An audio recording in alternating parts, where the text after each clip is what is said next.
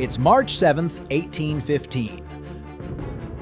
A line of French soldiers is standing on a mountain road near Laffrey, and they have one order: shoot Napoleon if he comes closer. He is supposed to be finished already, defeated, removed from power, and sent away to the island of Elba. But now he is back in France, walking toward armed men with only a small force behind him. One gunshot can end everything.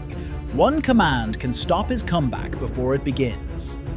The officers expect firing, the soldiers are ready, France is on the edge. And then something happens that sounds impossible.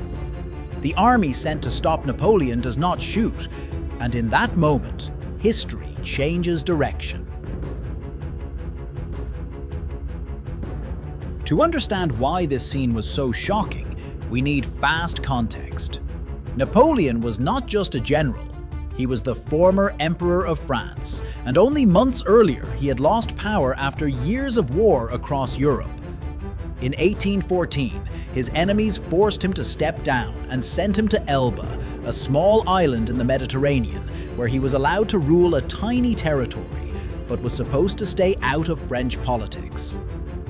France then brought back King Louis XVIII, the brother of the executed King Louis XVI, and the old monarchy returned. On paper, Napoleon's story was finished. But in February 1815, Napoleon escaped Elba. He sailed to the south of France with a small group of loyal men, landed near Cannes, and began marching north toward Paris. He did not return with a huge army. He returned with a gamble. His plan was simple and dangerous: move fast, avoid getting trapped, and win soldiers over before the king's government could crush him. Every mile he walked, the risk grew. If royal troops stopped him early, he would be arrested or killed. And now, on the road near Laffrey, that exact moment had arrived. France looked calm from the outside, but underneath, it was deeply divided. King Louis XVIII was back on the throne, and the royal government wanted stability after years of war. Many people, especially royal supporters, were tired of fighting and wanted France to move on. But a large part of the country, especially many soldiers and officers who had served under Napoleon, still respected him. For them, Napoleon was not just a former ruler, he was the man they had marched with, fought for, and won under. There was also another problem. The restored monarchy did not fully understand the mood of the army. Some troops followed orders because they had to, but that did not mean their loyalty had completely changed. In many places, people were uncertain, watching and waiting to see what would happen. If Napoleon failed quickly, the king would look stronger. But if Napoleon won even one important moment, the balance could shift fast. That is what made this so dangerous. This was no longer just one man escaping an island. This was a test of France itself. King or emperor, old order or old legend. And as Napoleon moved north, the royal government knew it had to stop him before his return turned into a national wave. So they sent soldiers to block the road. As Napoleon moved deeper into France, the tension rose with every mile. He avoided the fastest route to Paris because that road was more dangerous and easier for royal forces to control. Instead, he took a harder mountain route through the Alps, moving through smaller towns and villages, where he had a better chance of meeting people before the king's government could fully organize. This route later became famous as the Route Napoleon. It was slower, but smarter. Napoleon was not trying to win a battle yet. He was trying to stay alive long enough to turn opinion in his favor. Along the way, rumors moved faster than his soldiers. In some places, people came out to see him. In others, officials panicked and sent warnings ahead. The royal government in Paris understood the danger. If Napoleon kept marching and more troops joined him, stopping him would become much harder. So orders went out to block him before he could build momentum. That is how the road near Laffrey became the next turning point. Laffrey was a small area in southeastern France, but on that day, it became one of the most dangerous places in Europe. Royal troops were sent there to stop Napoleon's advance. They took position and waited. Their orders were clear. Napoleon was approaching with only a small force behind him, and everyone knew what this could become.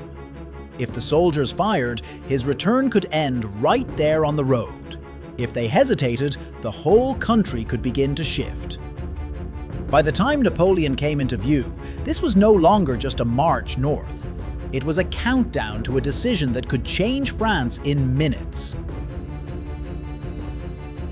Then Napoleon came into view. He was not charging with a large army. He was moving forward with a small group, and in front of him stood royal troops sent to stop him. This was the moment everyone had been waiting for. The soldiers had orders. The officers expected them to fire. If they followed those orders, Napoleon's return would end right there. Instead of staying behind his men, Napoleon moved closer. This is the part that made the moment so famous. He stepped forward and faced the soldiers directly. Different accounts describe his exact words in slightly different ways, but the core message is the same. He called them his soldiers, and he challenged them to shoot if they truly wanted to kill their emperor. It was a huge risk. He was putting his life in front of armed men and betting that memory, loyalty, and emotion would be stronger than orders. For a few seconds, everything depended on the soldiers in that line. They recognized him. Many of them had served in armies shaped by Napoleon's years in power. They were not looking at a stranger. They were looking at a man whose name was tied to their own military past, victories, and identity. That made this scene very different from a normal arrest or battlefield clash. This was political, emotional, and personal at the same time. And then the line broke, not into gunfire, but into support. Instead of shooting, soldiers began shouting in Napoleon's favor. Men who had been sent to stop him started joining him.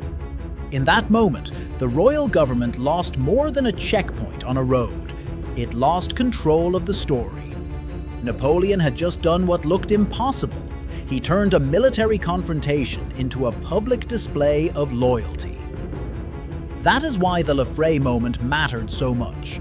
It was not only about survival, it proved that Napoleon's return was no longer just a desperate escape from Elba. He now had something much more dangerous than a small force. He had momentum. And once that happened, every town, every soldier, and every official in France had to rethink what might happen next. What happened at Laffrey was not magic. It happened because of loyalty, hesitation, and politics. Many soldiers there had served in the Napoleonic years. For them, Napoleon was not just a former ruler. He was the man they had marched with, fought under, and won with. That emotional connection was still alive. Napoleon also understood timing. He did not hide behind his men. He stepped forward and faced the soldiers himself. In that moment, shooting him no longer felt like a normal order. For many of them, it felt like shooting a man they still saw as their emperor. Then came hesitation. The officers gave the order, but the soldiers had to fire. In tense moments like this, hesitation spreads fast. One soldier waits, then another, and suddenly the whole line loses discipline. And behind all of this was politics. The restored king had legal power, but support for him was not equally strong everywhere, especially inside parts of the army. Some troops obeyed because they had to, not because they truly believed in him.